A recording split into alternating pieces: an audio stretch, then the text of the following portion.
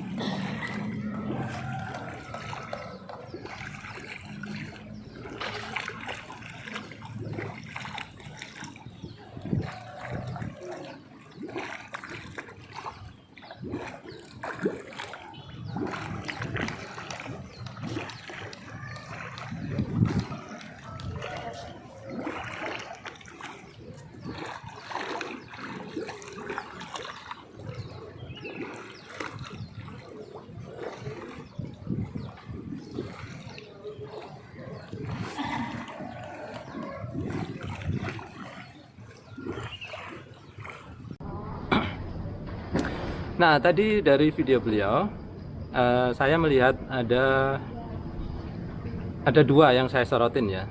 Sebetulnya yang pertama nggak terlalu penting, yaitu beliau kurang lama meluncur ya.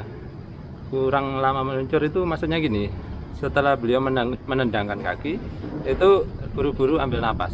Itu nggak masalah sih, karena apalagi kalau orang yang nggak mau nahan napas itu nggak apa-apa seperti itu ya. Habis kakinya gerak langsung tangannya gerak, itu nggak masalah. Nah, nanti akan saya contohin ya seperti apa yang meluncur dulu dengan menahan napas ya. Saya contohkan ya.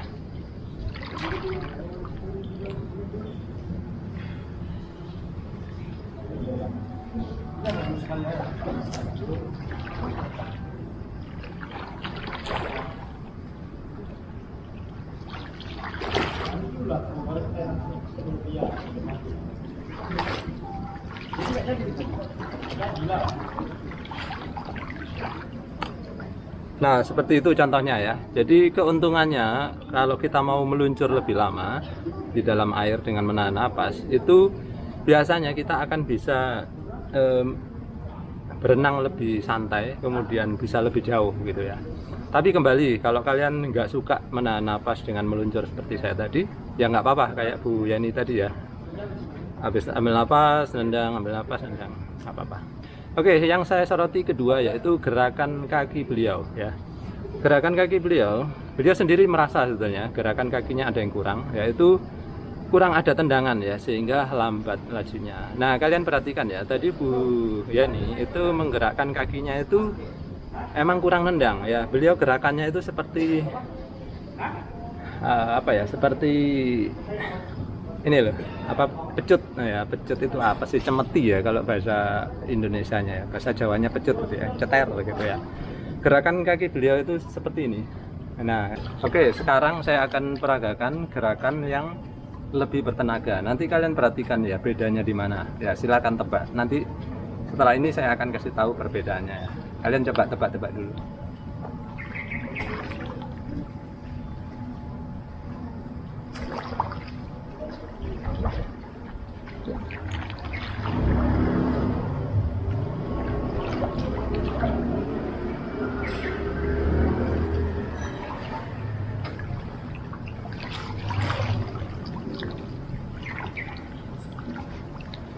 Nah, tadi kalian lihat ya, gerakan yang saya contohkan terakhir itu jauh lebih bertenaga ya, sehingga luncuran saya lebih jauh gitu ya. Nah, perbedaannya yaitu ya, yang gerakan Buya ini tadi, nah seperti itu. Sedangkan gerakan saya, kalian perhatikan kembali ya, kalian lihat videonya. Gerakan saya adalah telapak kaki saya itu saya hadapkan ke belakang. Lalu saya dorongkan lebar gini terus tutup, cep gitu. Perhatikan sekali lagi. Telapak kaki saya buka seperti ini, terus didorongkan ke sana terus tutup. Sedangkan yang Buya ini itu beliau seperti ini. Nah, seperti cemeti, dua cemeti bertemu. Kalau saya seperti nendang ya, push. Nah, seperti itu. Jadi ketika perbedaan yang jelas itu yaitu telapak kaki Buya ini itu enggak nendang gitu ya, enggak mendorong seperti itu. Tapi beliau hanya membentuk seperti gelombang. Nah, sedangkan saya dorong tutup. Nah, gitu.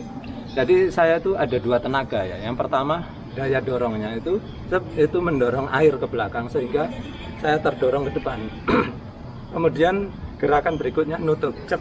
Nah, gerakannya nutup itu juga mengusir air di celah kedua kaki saya. Ini saya contohkan pakai tangan. Kalau pakai kaki dari belakang kalian bisa lihat berikutnya.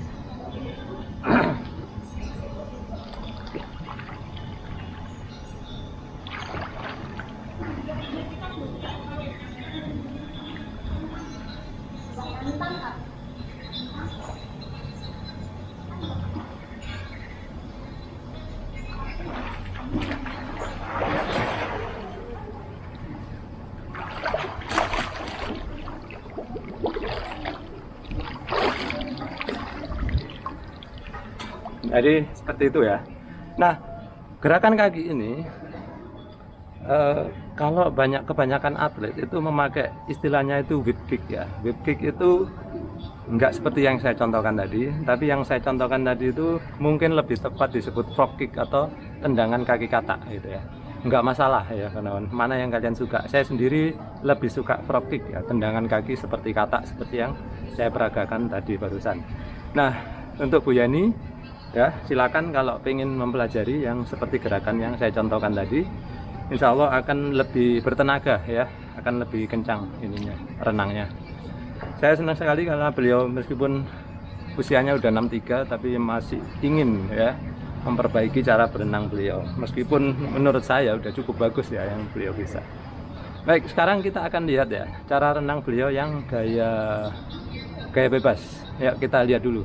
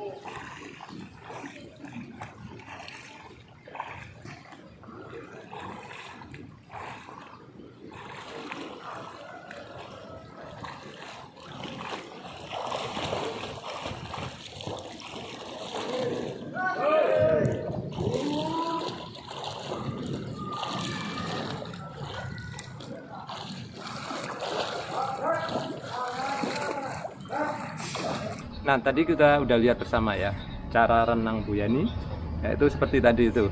Nah, ada dua hal yang saya sorotin ya. Yang pertama, ini nggak terlalu penting ya, tapi kalau bisa dibenerin lebih bagus lagi, yaitu posisi tangan kiri beliau itu sudah benar sebetulnya, tapi kalau diperbaiki sedikit lagi mungkin akan lebih santai renangnya ya. Yaitu beliau ketika ambil napas ya, tangan kiri beliau itu gerakan ke ngayunnya itu kayak kurang terkontrol ya, jadi cepat set gitu, sehingga menurut saya jadi kurang tenang ya, jadi mungkin tenaganya akan lebih terkuras gitu ya. Jadi sebaiknya selesaikan dulu ambil napas, masukkan kepala, baru tangan kirinya ngayun gitu. Beliau tadi bisa kalian lihat ya, setelah saya ambil napas hop gitu, langsung tangan kirinya buk gitu. Itu memang refleks ya teman-teman. Ketika dulu saya awal-awal belajar renang pun saya seperti itu. Tapi saya akan contohkan ya, kalau saya yang sekarang bagaimana gitu ya. Nih saya contohkan ya.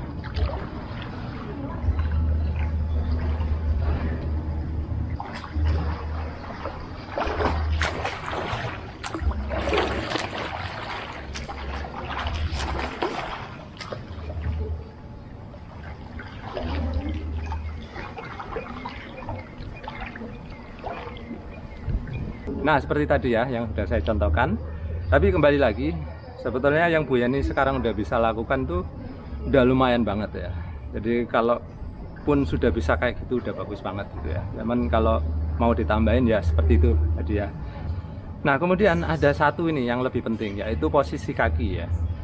Bu Yani saya pikir udah cukup bagus ya, kakinya bisa terkontrol dengan baik, nggak terlalu cepat ya, nggak juga terlalu diam gitu ya. Namun satu hal yang ingin saya koreksi adalah posisi kaki beliau terlalu terbuka ya. Jadi ada berjarak kira-kira sekitar 30 cm ya antara kedua kaki atau mungkin lebih. Nah kaki itu sebaiknya rapat ya, hampir bersentuhan malah. Jadi kenapa kaki sebaiknya rapat? Karena kalau kaki kita dibuka terlalu lebar itu menghambat kecepatan ya, sehingga renang kita menjadi lebih lambat. Kalau kakinya bisa lebih dekat, maka bentuk tubuh kita itu lebih streamline ya, sehingga kita bisa membelah air dengan lebih tajam ya. Bayangkan kalau tangan kita kayak gini, membelah air lebih berat. Kalau kita tusuk seperti ini, lebih ringan ya. Begitu juga badan kita usahakan seramping mungkin ya, se-streamline ini.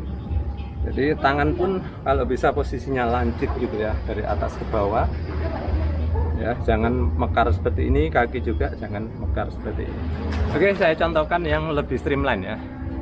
Oh ya, bagi kawan-kawan yang sudah jago renang, tentu saja apalagi kalian yang atlet ya, pasti jauh lebih bagus dari saya. Jadi kalau saya ada yang salah ya, tolong dimaklumin ya, karena saya bukan atlet dan saya juga bukan pelatih profesional, tapi saya berusaha membantu kawan-kawan lain yang ya kemampuannya mungkin masih sedikit di bawah saya gitu ya. Yuk perhatikan ya, yang saya usahakan yang streamline gitu ya. Saya akan renang ke arah sana sehingga kalian bisa lihat posisi kaki saya dekat ya, nggak terlalu berjauhan.